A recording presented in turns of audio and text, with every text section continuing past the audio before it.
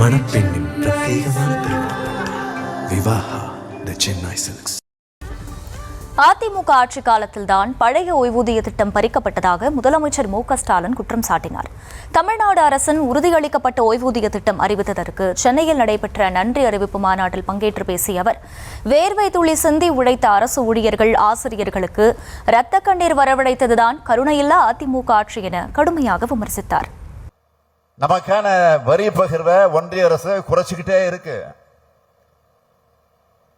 ஒன்றிய அரசினுடைய திட்டங்களுக்கான நிதியை கூட குறைச்சிட்டு இருக்காங்க. அந்த நிதியை கூட முறையா வழங்குறது இல்ல. ஜிஎஸ்டி மாற்றங்களால மாநிலத்தோட வரி வருவாய் குறைஞ்சிட்டே வருது. இப்படிப்பட்ட சூழல்ல எல்லா துறைகளையும் நலத்திட்டங்களை செஞ்சாகணும். வருமானம் குறைவு, செலவு அதிகம், இதுதான் நம்முடைய நிலை. பேரறிஞர் அண்ணா தான் சொன்னார், பெட்டி இருக்கு, பூட்டு இருக்கு, சாவி இருக்கு, ஆனா பெட்டி காலியா இருக்குன்னு சொன்னார்.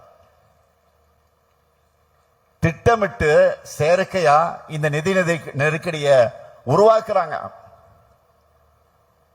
அரசு ரீதியாக மட்டுமல்ல, நிர்வாக ரீதியாகவும் அவங்களை வெற்றிகரமாக சமாளிச்சுதான் அரசு ஊழியர்களுடைய கோரிக்கைகளையும் நிறைவேற்றிட்டு இருக்கோம்.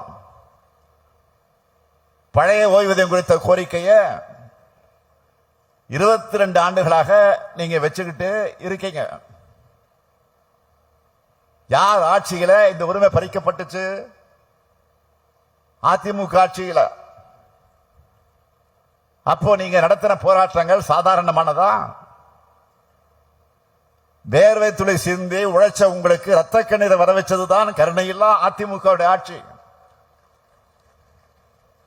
ஆனா இது அனைவரையும் அரவணைக்கக்கூடிய கருணை வடிவமான திமுக ஆட்சி. இப்போ அதனாலதான் உங்களுடைய கோரிக்கைகளை எல்லாம் பரிசீலிச்சு அரசு அலுவலர்களுக்கான முறையான ஓய்வூதியத்தை வழங்குவதற்கான தகுந்த பரிந்துரைகளை வழங்க நம்முடைய அரசினுடைய கூடுதல் தலைமைச் செயலாளர் ககன்தீப் சிங் பேடி அவர்களை தலைமையில ஒரு குழுவை அமைச்சோம். அவங்களும் அறிக்கையை அளிச்சாங்க. தொடர்ந்து நம்முடைய மாண்புமிகு அமைச்சர்கள் ஏவா வேலு, தங்கம் தென்னரசு, அன்பில் மகேஷ் பொய்யாமொழி ஆகியோர் உங்ககிட்ட உட்கார்ந்து தொடர்ந்து பேசினாங்க. உங்களுடைய நலன் மற்றும் எதிர்பார்ப்புகள், தமிழ்நாட்டுடைய நிதிநிலை, எதிர்காலத்தில் அனைத்து அரசு அலுவலர்கள் மற்றும் ஓய்வூதியதாரர்களுக்கு எந்தவித தடைகளும் இல்லாம முறையா ஊதியமும் ஓய்வூதியம் கிடைக்க செய்ய வேண்டிய பொறுப்புன்னு எல்லாத்தையும் பரிசீலனை செஞ்சுதான் தமிழ்நாடு உறுதியளிக்கப்பட்ட ஓய்வூதிய திட்டத்தை அறிவிச்சோம்.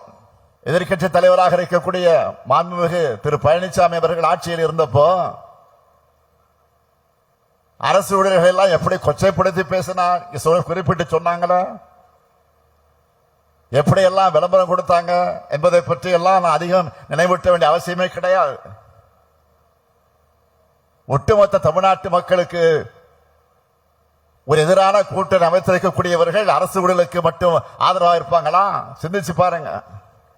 ஆனா நாங்க அப்படி இல்லை. எங்களை பொறுத்த வரைக்கும் சொன்னதைத்தான் செய்வோம், சொல்வதைத்தான் செய்வோம். செஞ்சு உங்களுடைய பாராட்டுகளையும் பெறுவோம்.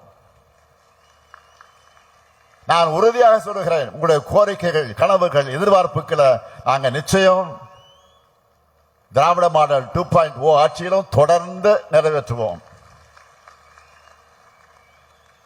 அரசு ஊழியர்களும் ஆசிரியர்களும் எங்களுக்கு பக்கபலமாக இருங்க. மணப்பெண்ணின் பிரத்யேகமான திருமணம் விவாஹா தி சென்னை சில்க்ஸ்.